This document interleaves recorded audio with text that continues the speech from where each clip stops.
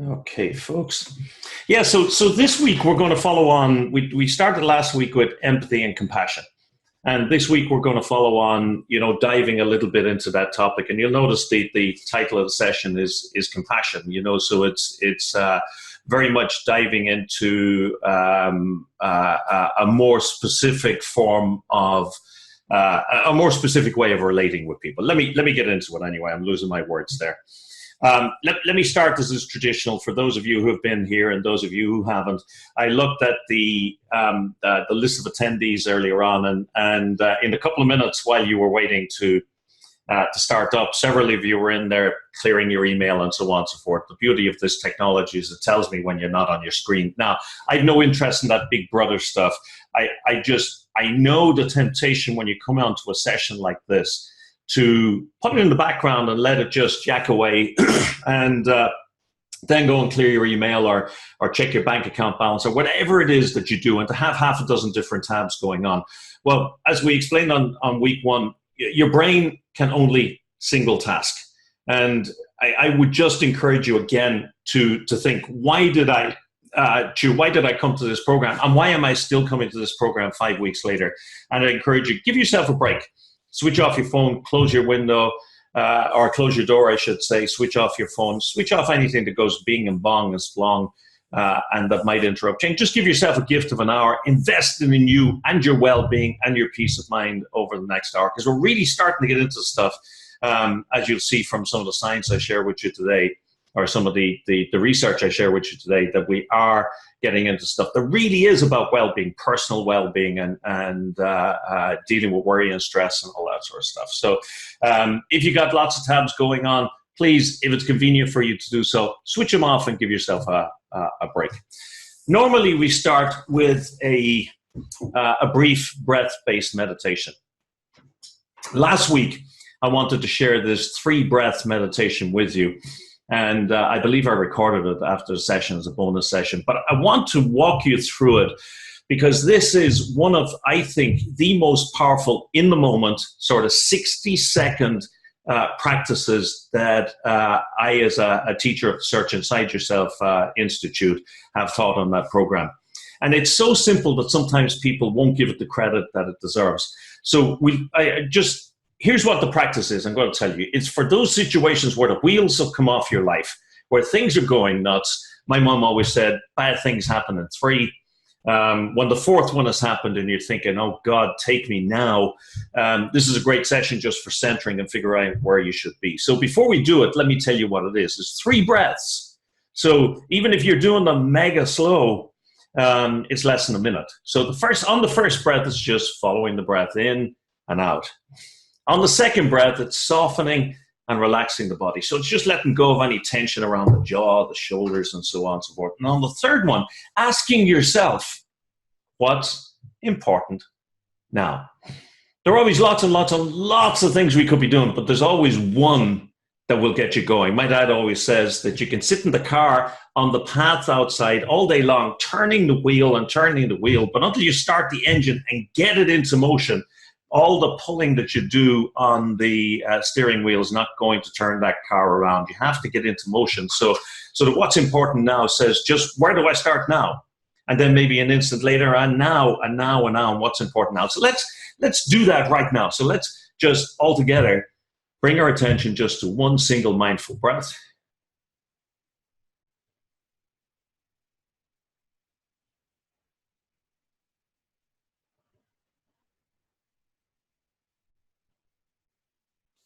And now, on the next breath, just softening and relaxing the body, just letting it all fall away.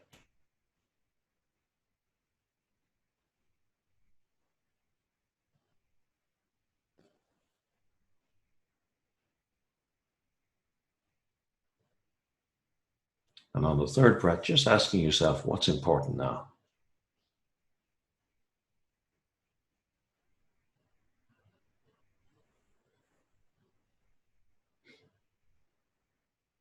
And for me, what's important now is this session, so I'm closing down all the other tabs. But if you're sitting here and you're thinking, you know what, there's other stuff that's so much more important, genuinely important, consider whether you should catch up with the recordings. But if that's stress talking, well, then definitely you're in the right place. So let's move on. That is a self-management practice. Next week, we're going to do a deeper self-management practice specifically designed to deal with difficult and unwelcome thoughts, negative thoughts where you're spinning and so on and so forth, and how to deal with those.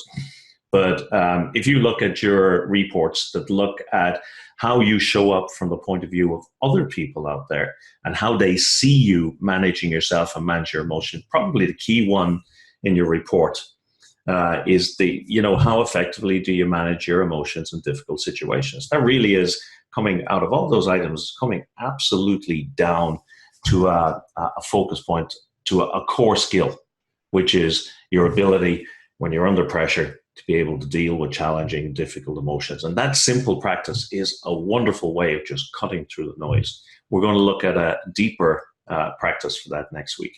And of course, the other items that you're seeing there that are worth looking at are really, they're built around that self-management. They're manifestations of that essential core skill of being able to manage your emotions effectively in difficult situations.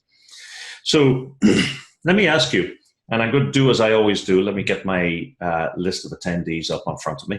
And I'm going to ask you to give me a show of hands using the hands up as we just talk through the homework. And by the way, as I do talk through it, if you had any insights, any thoughts, any comments, feel free to throw those up into the chat or into the questions, and Aoife will share them with us at the end. If there's anything that came up for you during those sessions and you say, wow, that was quite a revelation, or I had this difficulty or whatever, believe me, the last thing in the world we should ever think is that we're so special that we're having an experience that nobody else has had.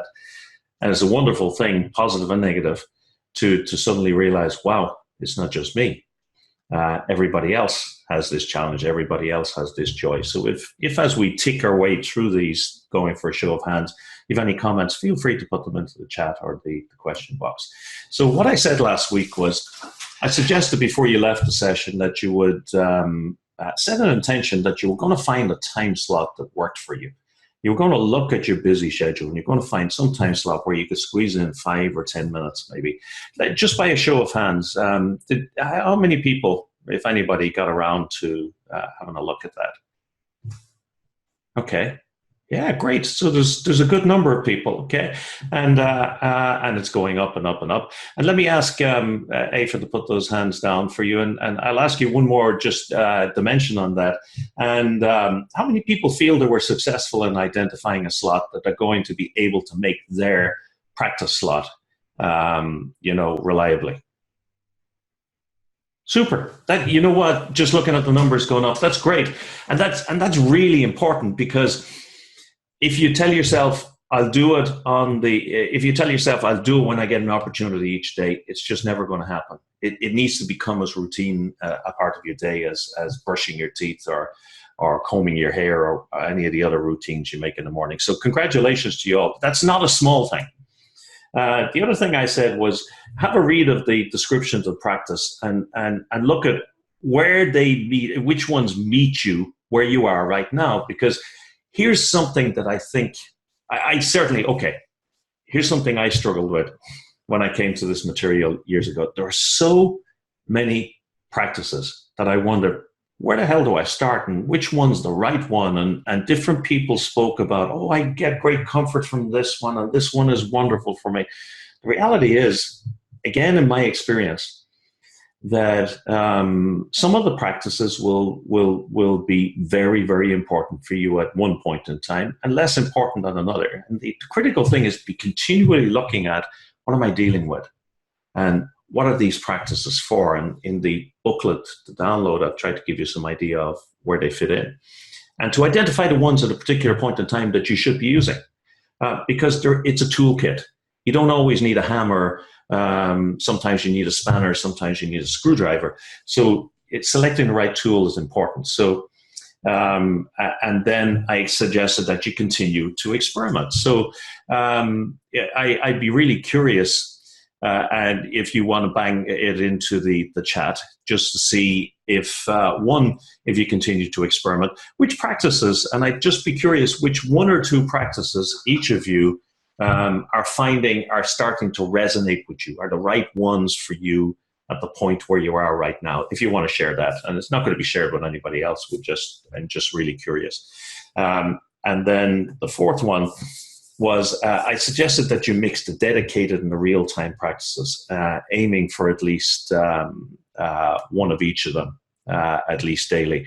Tell me, by a show of hands, has anybody continued to use, for example, the potential projects alarm or anything else just to bring them present for that sort of 1 minute during the day? Yeah, a number of people doing that. Don't underestimate the value of these in the moment 1 minute practices, like that 3 breath practice, or like the purposeful pause. Just stopping for a minute, taking a few breaths, looking around you can make all the difference in the world. I had to travel 12 hours yesterday to get home here, and ended up on a bus a little after midnight, tired and if you had seen me, probably a little bit cranky. And as I was sitting on the bus, I started to feel bored.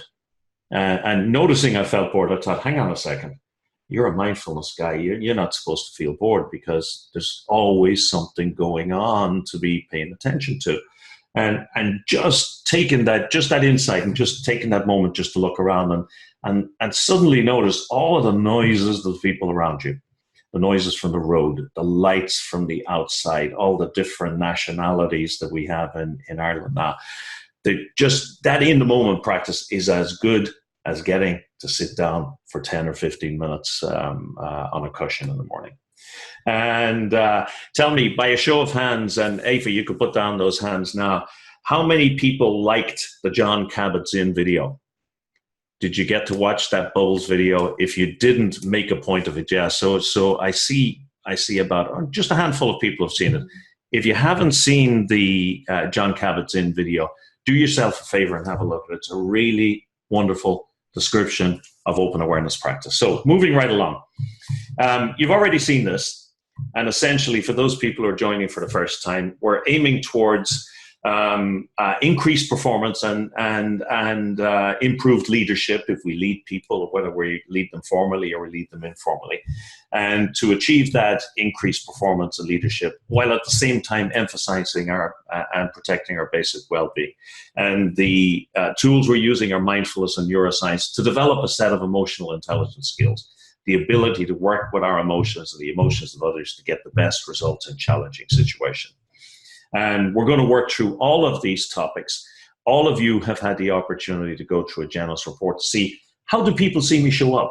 Because I would say to you, the best judges of how emotionally intelligent you are not yourselves, they're the people around you. And so you've looked at through the eyes of the Genos model that looks at these 6 scales. So inspiring performance, self-awareness, awareness of others, self-management, emotional reasoning, and authenticity. And this week, we're going to continue with awareness of others and self-management. Next week, we're really going to do a deep dive on self-management. So important. So many people talk about not being able to sleep, not being able to get rid of unwanted thoughts, and so on and so forth. That next week's session, or the next session, which is not next week, is going to be a really important one. So let's dive into awareness of others. Last week, we spoke about empathy. And we spoke about empathy as being the ability to notice other people's emotions, be aware of them, and to adapt or adjust ourselves in any given situation to those emotions. And language that's often used around mindfulness circles and other circles, so we talk about people suffering. And depending, as I said last week, on your background, suffering may have many, many definitions. You may reserve that word for something where somebody is really in horrific physical pain or mental pain. But let me tell you, for the purposes of our program, you're suffering, our people around you are suffering when you're in these states. And many, many more. You know, when you're feeling embarrassed, it's suffering. When you're irritated, it's suffering. When you're feeling sad, when you have regrets, when you're jealous, when you're bored, as I was on the bus last night, it's a form of mental suffering. So as more empathetic and more compassionate people, we want to become more attuned to the suffering of other people. And the extent to which you are already attuned to the suffering of other people will be reflected in your report. So if you if you have your report in front of you, I would encourage you to look at the second scale, which is awareness of others. And all 7 of those items are important. But I think the 3 that I noticed that I've highlighted here are the ones that really give you a sense of how well do people see you show up as an empathetic and compassionate human being. How aware do others feel you are of them and their emotions? And I would encourage you to look at the scores in that section overall. And of course, if they're lower than you'd want, there's 2 possibilities. One is that you're showing up in a way that is less empathetic than you want. The other is that you're showing up in a way that is empathetic, but for some reason, people are not seeing it. You're not demonstrating it enough. They're not hearing it. And, I've used this expression before. You can be the most empathetic, most self-aware, most emotionally intelligent person on the planet. But if you stand in the corner of a room with a bag on your head and your hands behind your back, nobody knows. It's about what you demonstrate. Remember what your good boss in week 2 demonstrated. Remember what your bad boss demonstrated. That's what people remember.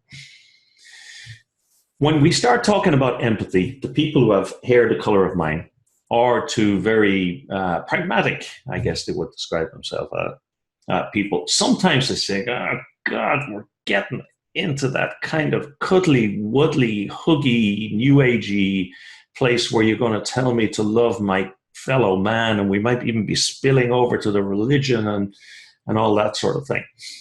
Well, let me give you a good reason. Quite apart from all of the things that I've just said, I mean, it's good to be cuddly and woodly and huggy and friendly and empathetic and so on and so forth. But, to paraphrase the guy from Wall Street all those years ago, Michael, his name is gone, he said, greed works, empathy works. Organization in the UK do an index every year, and they look at empathetic companies. They have an index. I won't go into the detail. You can look it up. I'll send you a link for it. Remind me, Aoife, to send the folks a link. They have a series of objective measures that they use to determine how empathetic or otherwise an organization is. And then they rank them. And you can see here, whoa, I didn't mean to do that. 1 second. You can see here that they've ranked them from 1 down to 100. And I've just taken the top 13 and the bottom 10. And what I want you to notice is the comment to the left, that the top 10 companies in the Global Empathy Index in 2015, which is the last time they did it, increased in value more than twice as much as the bottom 10 and generated 50% more earnings. Average earnings among the top 10 were up 6% in that year, while the average earnings of the bottom 10 dropped 9%. Of course, there are other factors. Of course there are. But don't you and I know that an organization that is aware of others, is sensitive to others, is empathetic to the need of the people that works for them, is an organization that tends to have more engaged employees. And as we saw, the way we show up determines the way people feel. The way people feel determines the extent to which they engage, and the extent to which they engage determines the results. And that sensitivity to the way we show up, knowing that it affects the way people feel, absolutely directly impacts, as you can see, on bottom line results. So this is not just to be cuddly wuddly. This is good business sense to stay empathetic. But there are downsides to empathy. And if you didn't get to see the Brené Brown video, I would, from, was it last week? Yeah, last week, I think. I would strongly encourage you to go watch it. And one of the lines in there, which I think is really, really critical, she says, empathy is a choice. Opening up and feeling what other people are feeling is a choice. And it's a vulnerable choice. And sadly, it's such a vulnerable choice that it can actually do you damage. Now, I personally know at least one person on this call who is in a caring profession, who deals with people who are suffering in all of the senses that we mentioned there earlier on. And so you may have heard of, and certainly that person will have heard of, something called empathy fatigue. And, as the quotation here from Figley says, empathy is essential for successful interactions, but it also can be a source of burnout, because those who feel too much can end up taking on other people's suffering and can end up burning out. And empathy fatigue, here it is from Figley again, is a state experienced by those helping people and animals in success. And it's essentially, it's feeling too much. So when I encourage you, hey, open up and feel that those emotions that the refugee video from last week invoked in you. If you were to open up like that all the time to everybody suffering whom you met, you would end up, likely as not, carrying an awful lot more pain than you need to. Because remember what we saw last week, the science shows the same areas of the brain that are responsible for lighting up when you feel pain are the areas of the brain that light up when you feel other people's pain, when you experience or you observe other people in pain.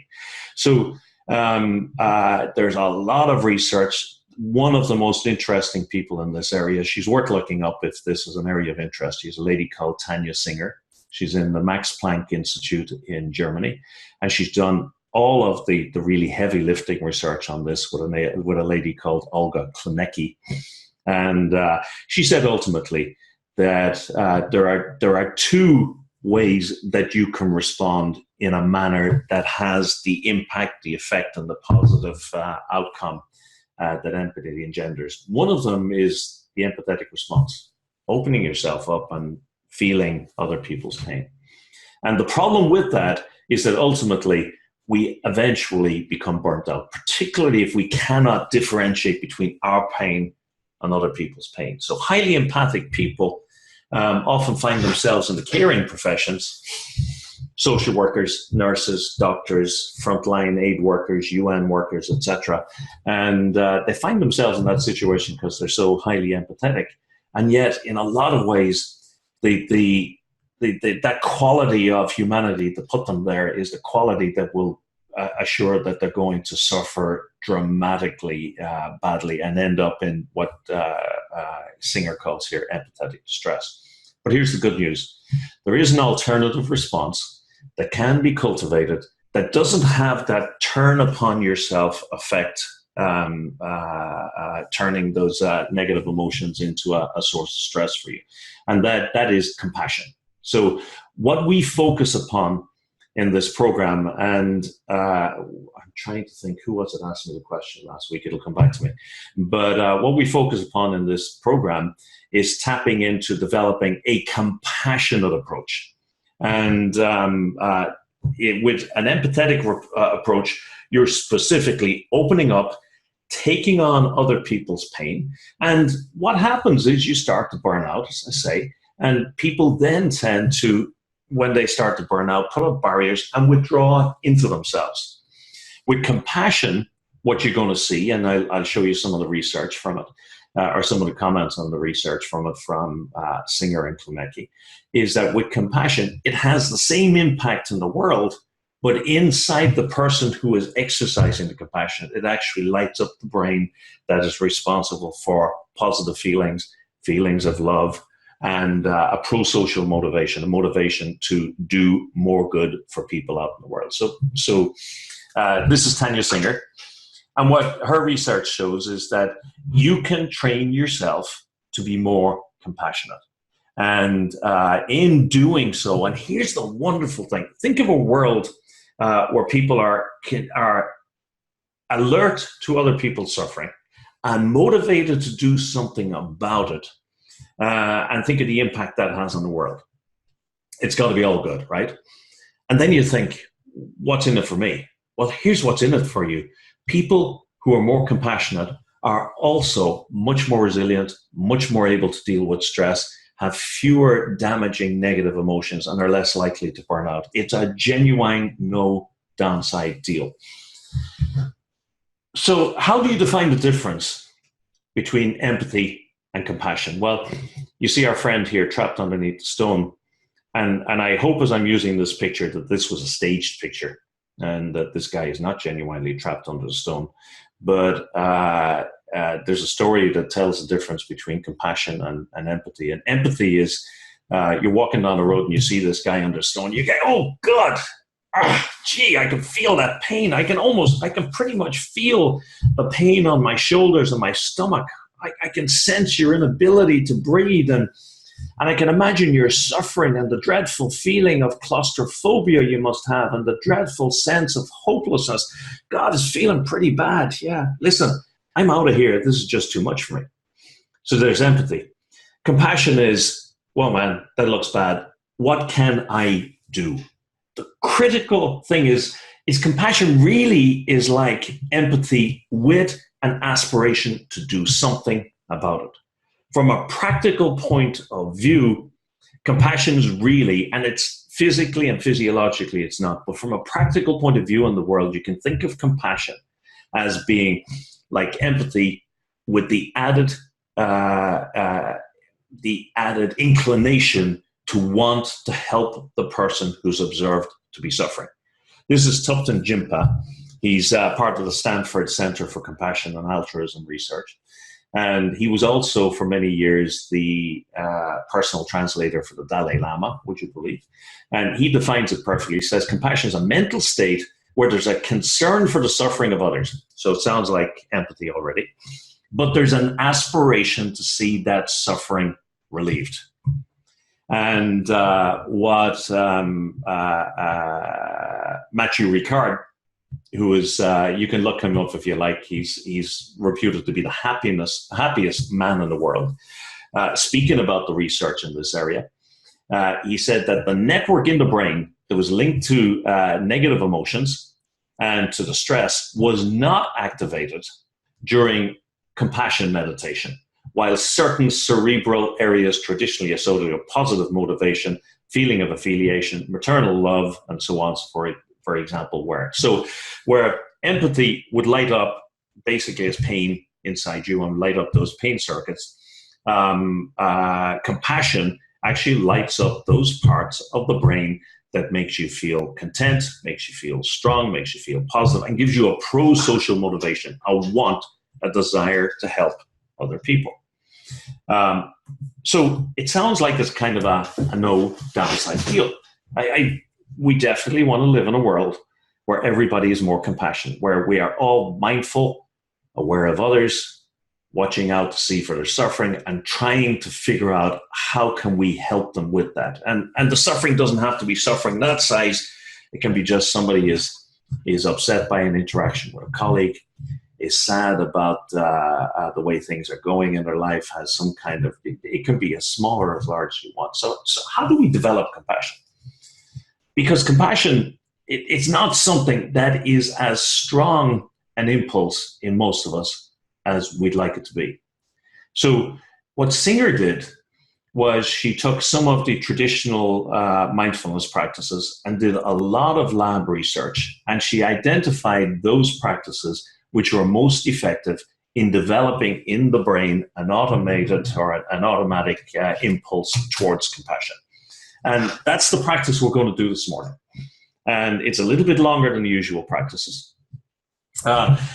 Translated from the Pali, the original language that these practices would have come from, it's referred to as loving kindness meditation.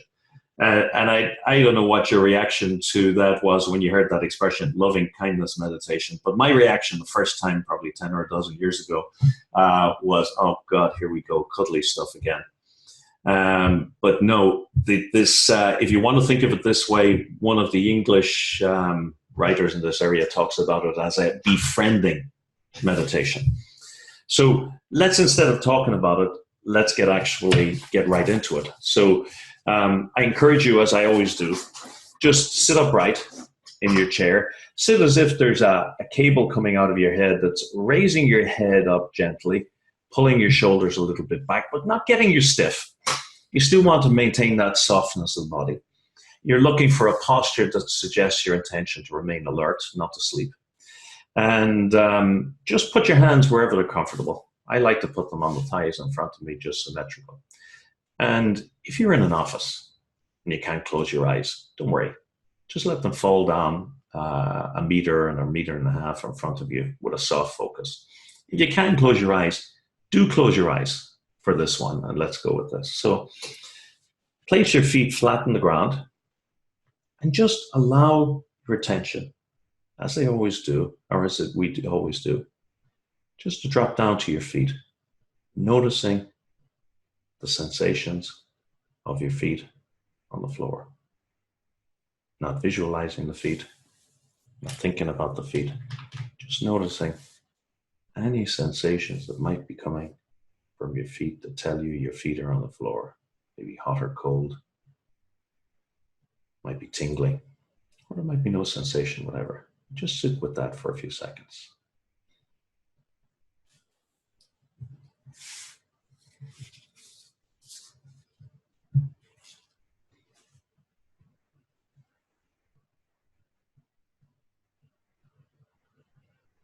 The intention just to become open to notice what's going on with the feet. And just bring your attention up to your seat, to your behind on the chair. What sensations tell you you're sitting in a chair? How do you know you're sitting in a chair? Can you feel your clothing in contact with your legs, in turn in contact with the chair? Is there any pulsing, hot, cold, tingling, pumping sensation? Maybe there's nothing. That's okay. Again, whatever there is, just notice it.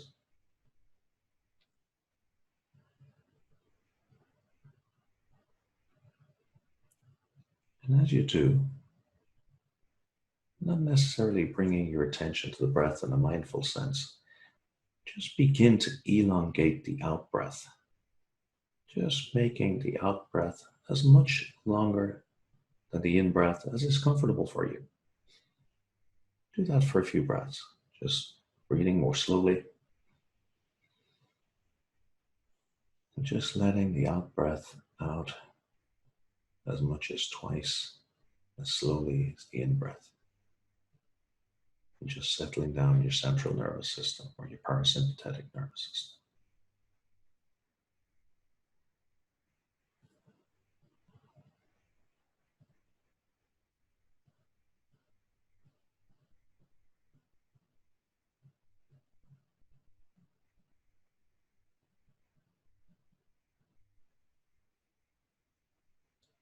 And do a 1-second scan of your body. Is there anywhere you're holding yourself tensely or tightly? If there is, just let it go. Let it soften.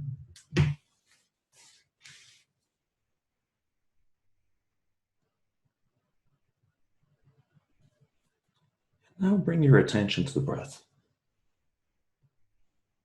Following the breath cycle in, maybe up through the nostrils, down to inflate the chest and the abdomen.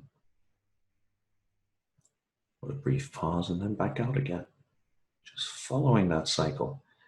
Remembering, if you lose attention to the breath, that's okay. Just notice that you've lost attention. You might say, distracted, and go back to watching the breath. Do that for a minute or so. Watching the breath going in and out.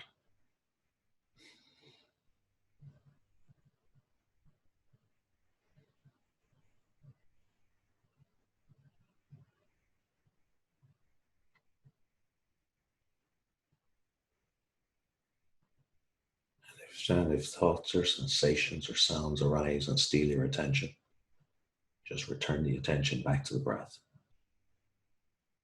Knowing that every time you recover your attention from a distraction, you build that attention. It's not a failure, it's success in building your ability to pay attention.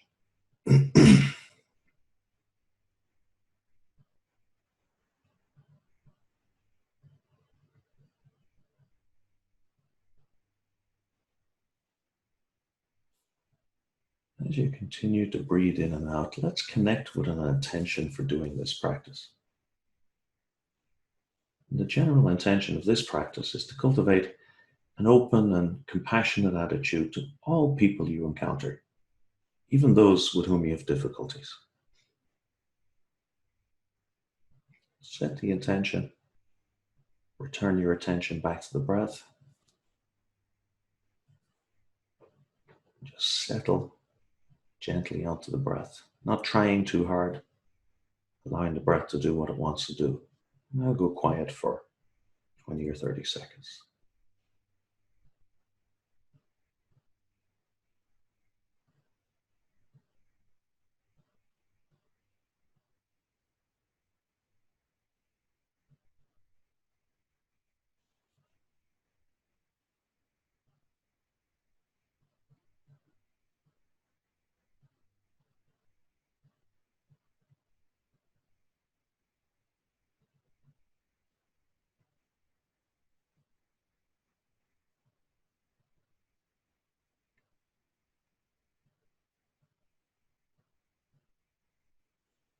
Now I'm going to encourage you to bring some positive friendliness and compassion to yourself. If you can't be kind to yourself, it's difficult to be kind to others. So in your mind, just repeat each of these phrases slowly as I work through. May I be free from suffering and the causes of suffering.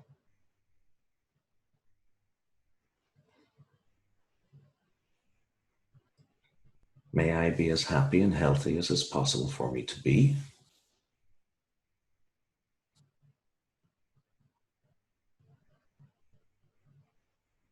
May I have ease of being. And each time you repeat these phrases, imagine them echoing around you in the room and notice any reactions to them in your thoughts or your feelings or your bodily sensations. Don't make stories of them. No need to get lost in them. Simply notice any reaction and then return to the next phrase. So again, may I be free from suffering and the causes of suffering.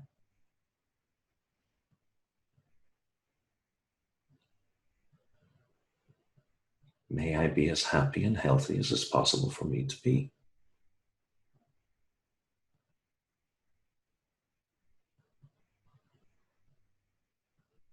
May I have ease of being.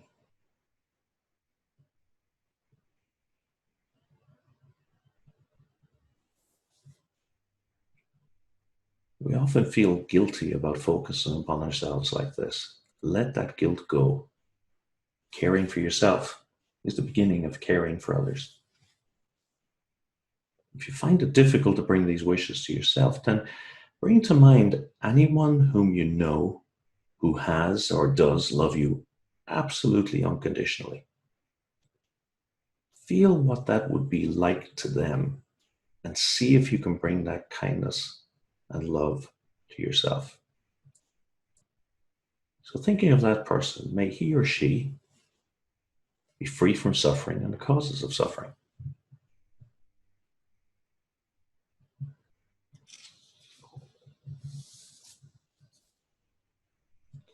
May he or she be happy and healthy as is possible for them to be.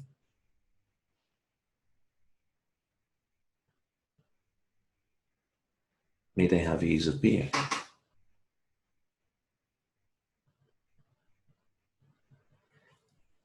So now bring into your mind someone you scarcely know, maybe even a complete stranger, someone you see as you go about your day, but you don't really know them, someone about whom you'd say your feelings are neutral. And let's bring those same wishes to them.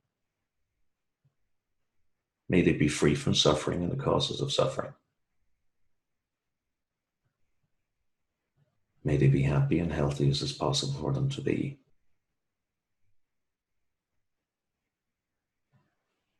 May they have ease of being.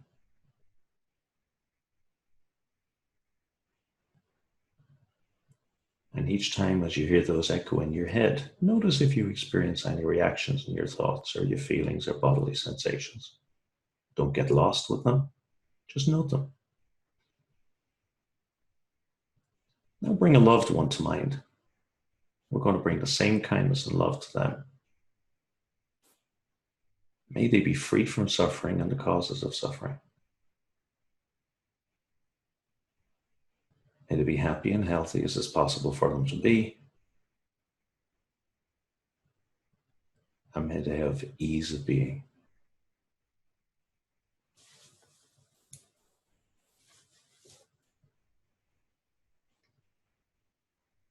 And now we're going to do something which can be challenging.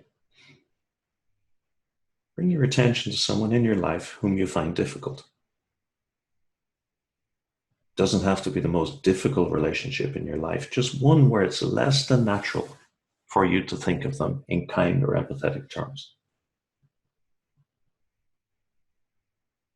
And repeat in your head, may they be free from suffering and the causes of suffering. May they be happy and healthy as is possible for them to be.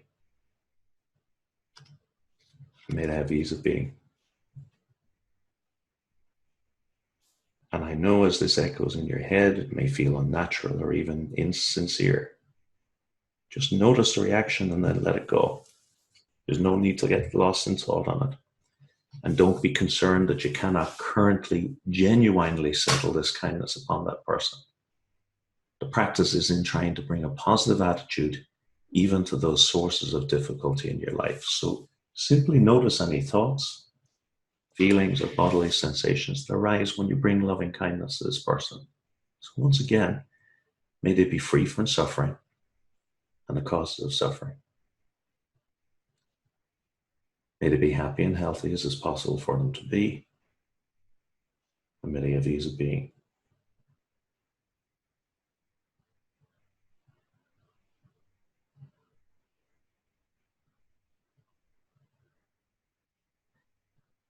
So keeping all of the people that you've just brought to mind and extending your wishes out to every other living being, let's repeat the phrases one final time.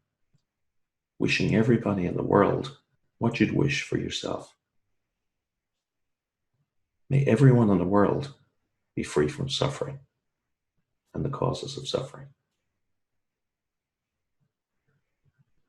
May everyone in the world be happy and healthy as is possible for them to be. May everyone in the world have ease of being. And again, remember it's okay if you don't feel yourself connecting deeply with these phrases as you practice initially. Simply repeat them and notice what thoughts or feelings or bodily sensations come up. Just watch, listen, and notice. And we're going to finish with bringing some loving kindness to ourselves. May I be safe and free from suffering and the causes of suffering. May I be happy and healthy as is possible for me to be. And may I have ease of being.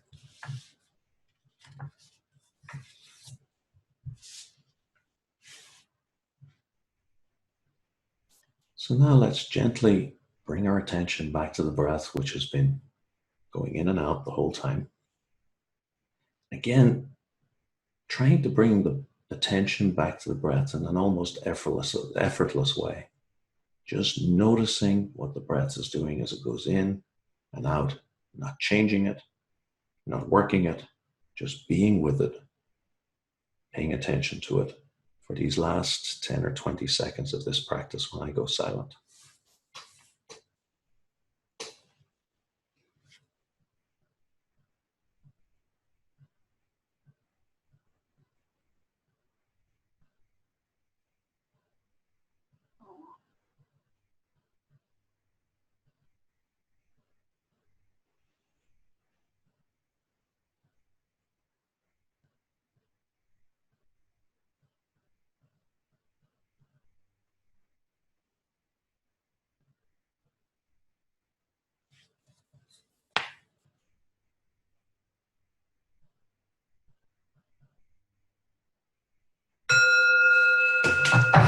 Okay, so open your eyes, stretch, do whatever you need to do to, as it were, come back into the room.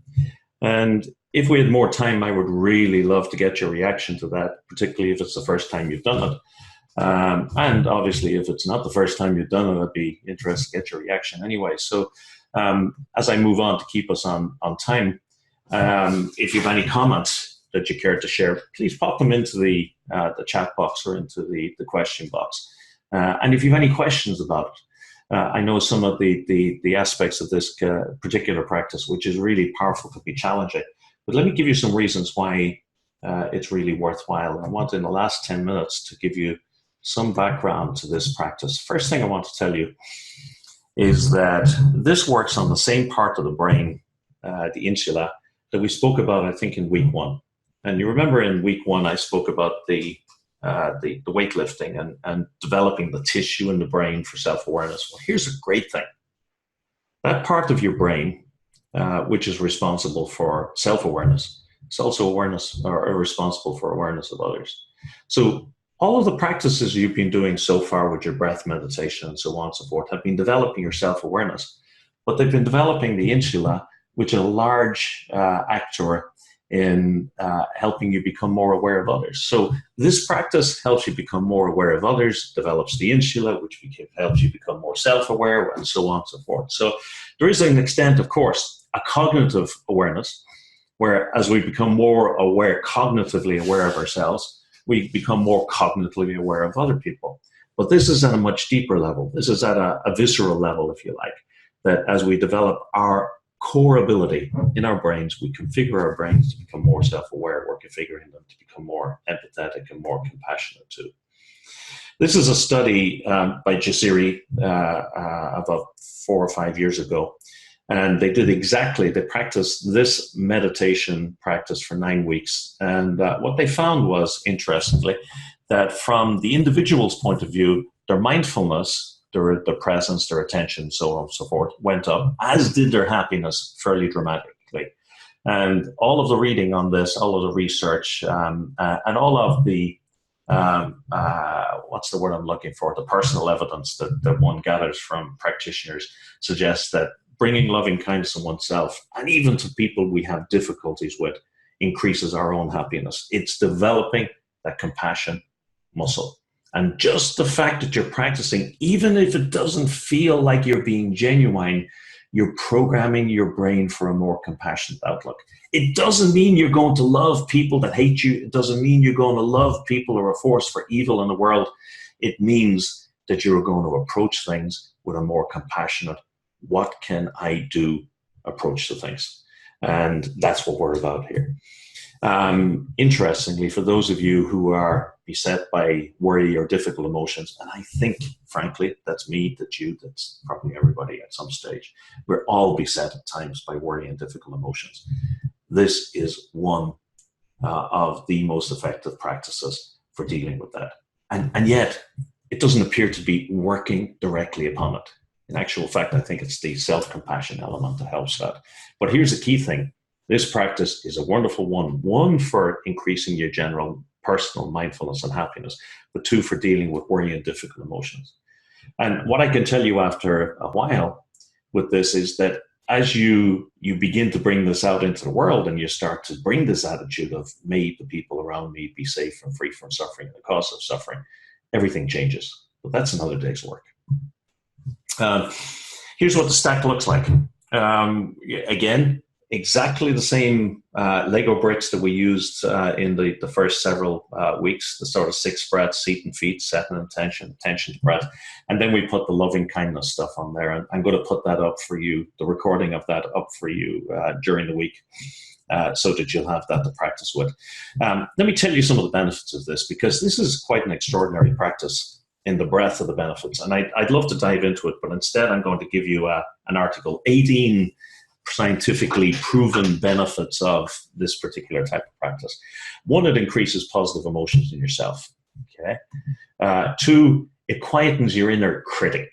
When you bring kindness to yourself, it quietens that part of you that beats yourself up and speaks negatively to you. It strengthens your capacity for empathy and compassion, increases compassion, decreases migraines. They found, for those of you who, like me, from time to time suffer from migraines, it's interesting for you to note that this is a practice that, for reasons that they don't seem yet to be able to figure out, actually decreases migraines. And in case, I wonder if you heard of telomeres. Telomeres are chromosomes, okay, in our DNA, and they are linked to aging. And what happens is as these chromosomes age and become frayed, the chromosomes are almost like a bootlace or a shoelace. And when the ends become frayed, the chromosomes tend to wear away and become shorter. And as they become shorter, and this is my simplistic explanation of it, so does your lifespan. Well, what they found is this practice actually has an effect almost like the effect of plasticizing the end of a lace. So on a shoelace, they put plastic on the end of the lace to preserve the ends, to stop them fraying and stopping the telomeres deteriorating. And what they found is that this practice has a dramatic impact in offsetting the stress that affects our telomeres, that in turn affects our lifespan because stress actually shortens our lives. And so it's a kind of a no downside sort of deal. Increasing the telomere length, it's the corollary or the what's the word I'm looking? Implication is that it actually can improve your lifespan. Here's Simon Sinek, one of my favorite authors. And I mean, there's just so much out there. He talks about a lot of the research behind this, and you can see the daily practice of putting the well-being of others before had a compounding or reciprocal effect on relationships and friendships and the way we treat our clients and colleagues. You don't need Simon Sinek or me to tell you that. You know instinctively. Hell, if everybody walked into every room every time saying, may you be safe and free from suffering and the cause of suffering. May you be happy and healthy as is possible for you to be. If people said that silently inside their heads when they met people going around their days or about their days, it'd be an altogether different place. Your workplace would be different. Your home place would be different. Your mind inside would be different. So this stuff works because it makes sense. So with that said, and surprisingly to me, close to being on time, we're about 5 or 6 minutes to the end. I want to bring in Aoife to bring in your comments and your questions and deal with those, and then tell you where we're going on the next session. So Aoife, welcome back. Perfect. Thanks, Deiric. Yeah, so we had lots of great comments from everyone. Some folks shared that they've started practicing mindfulness during their early morning gym sessions. Wow. This is one that I tend to do as well when I'm on that cross trainer. So that was Crystal in South Africa. Thanks for sharing, Crystal. Laurence shared that, body scans are really helpful for her during insomnia, mindful sitting in the morning, and trying the 1 minute breath. Joseph shared that he set aside 1 day per week on his no meetings day, do these practices as practically as possible. Lots of folks say the body scan is their favorite. Yeah. Great. Thanks for sharing that feedback there. Okay, so I don't think we have too many questions, Deiric. Let me just check here. We had one comment saying that, to be honest, it was more difficult to feel compassion for myself than it was for the difficult person. Yeah, I'm not going to ask. I'm not going to ask what your nationality is. I'm Irish, and no disrespect to any of my countrymen online, but I think that's something that a lot of Irish would certainly identify with. I think it's a human thing. We are going to deal with self-compassion as a separate topic as we work through this, because self-compassion is very frequently at the core of a lot of issues of self-confidence and self-esteem and so on and so forth. But you're not the first person to have said that. You won't be the last. And but as Whitney Houston said, learning to love yourself is the greatest love of all. If you cannot bring that positivity and compassion to yourself, you're not going to be able to bring it to others. So it's really important that I don't want to use this sort of language, but I was going to say that you fake it till you make it. But what I mean is, go through the practice, do it anyway, until it starts to feel correct and genuine and so on and so forth, because you're changing the pattern of a lifetime. But yeah, it's, that's a regular one that comes up a lot, Aoife. Any other comments there? Yeah, from Jason. Is it normal to fall asleep almost every time I practice? I do this anytime I do my meditations in the evening. Yeah. I feel like I'm either, I have fallen asleep, or sometimes I feel like I'm waking up even though I haven't actually fallen asleep. Yeah. I think I'm guilty of that. Yeah, I would say you obviously you're living a full life. You're obviously coming to the table, or coming to your meditations tired, and that may say something about your need for other rest. What I would suggest is, in that situation, one is look to your posture. And for example, if you, with your chair, you can't really see it there. If you bring it up so that your backside is right on the edge of your chair and your weight is forward. God, I can't show. Can I show you this? So my backside is kind of, no, it's not going to really work. Yeah. So it's just forward, almost on the lip of the chair. My hands are down there. It's actually very hard to fall asleep like that, Jason, in that situation. If the room is too warm, it can encourage that as well. And what you need to do is just be mindful of it and do a couple of things, or a couple of strategies. One is you can just shuffle yourself. You can change your posture. If you find you're going completely, your eyes are closed, open your eyes for a moment, just bring your attention to the room, and just when you're feeling that you've settled again, go back to your meditation, or keep the eyes open and just let them settle down in front of you. It makes it harder to do it. I often meditate very, very early in the morning because I'm on early flights, and honestly, I have a big coffee beforehand. And I have big coffee because I know that I'm tired. I know I'm going to catch my sleep on the plane, and that's I'm not suggesting that you fill up on coffee before you meditate, but you do whatever is necessary. Cooling a room may help as well. But I would say look as well. Are you getting enough sleep? Yeah. Perfect. Okay, we have one question from Laurence. Currently, we see results of survey on the impact of transcendental meditation, which are shown as real compared to mindfulness. Can you tell us something on that? I'm afraid I can't, Laurence. My first experience of meditation when I was 20, 38 years ago, was TM. And for those who are not familiar with transcendental meditation, it's a chant-based meditation where you're focusing, instead of on the breath, you're bringing your attention to a mantra, if you like, not a chant, inside your mind.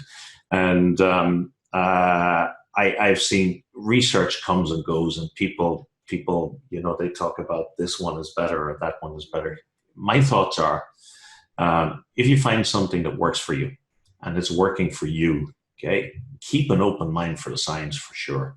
Experiment with other modalities, absolutely.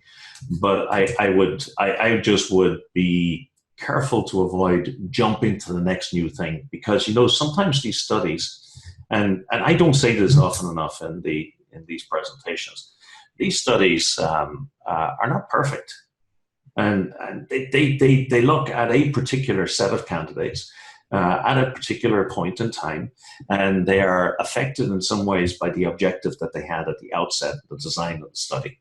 And all sorts of things can go on that can make a study overly positive or overly negative. So I wouldn't be able to speak to it directly, Laurence. But what I would say is, if something like that, if it appeals to you, give it a go. That all of these traditions that have been around for a long time, they've survived all of this time for some good reason, because they have some efficacy. And I know there are some differences in the effects that they have, but I'm just not a TM person. So apologies, I can't dive deeper on that one. Okay, thanks, Deiric. And then is meditation a kind of auto-hypnose?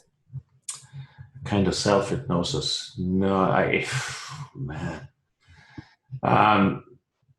No, and again, I'm not an expert on what is, and there's probably some people, I know there are a couple of people online here who would probably be able to answer that better than I am. I wouldn't know exactly what the definition of self-hypnosis is, but this is not about hypnosis. This is simply, for the most part, it's about bringing attention to one's surroundings in a non-judgmental way, and in some of the practices, bringing attention to one's bodies, and some of the practices bringing positive attention to other people. So it may tap into some of the same mental processes. I'm just not an expert in that, and I wouldn't like to comment, but I wouldn't equate one with the other. Quite a different mechanism to my knowledge. Thank you. Sabrina just shared that since the beginning of this training, she's been doing 10 minutes of beginner's guided meditation with Headspace early morning after her kids have left for school. She says, I love it very much. It uses breathing techniques and a body scan a lot. She now looks forward to her 7:20 a.m. session every day. Brings her so much calm before she gets off to work. Amazing. Thank you for sharing that, Sabrina. And thanks, Aoife. I just see my battery is running down. I hadn't plugged in. I'll plug it in a moment. But and that 10 minutes every morning is a critical thing. Joseph shared earlier on that he's put aside a day. And I would say it's great to put aside a day that you can integrate some of these practices into your day, but don't substitute, say, a day of practice or practices for small amounts frequently. I think 5-10 minutes every day is fantastic. Headspace app is excellent. WHIL, as a corporate version of that, is another excellent app. The free one that I gave you, the Insight Meditation app, is absolutely free of charge, and it has oodles, sorry for the technical term, oodles of completely free guided meditation. So, Sabrina, you're on the money a little frequently. And don't put yourself under pressure. So you say, oh, darn, I have to freaking meditate. Have it that you're doing enough that you say, man, I love this 10 minutes to myself. It's perfect. Great. Lovely. Thank you.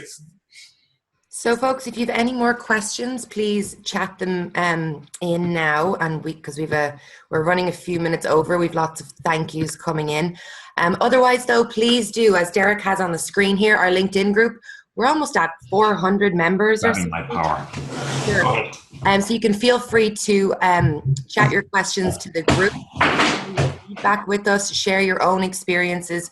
As we shared earlier on, we're all in this mindful journey together.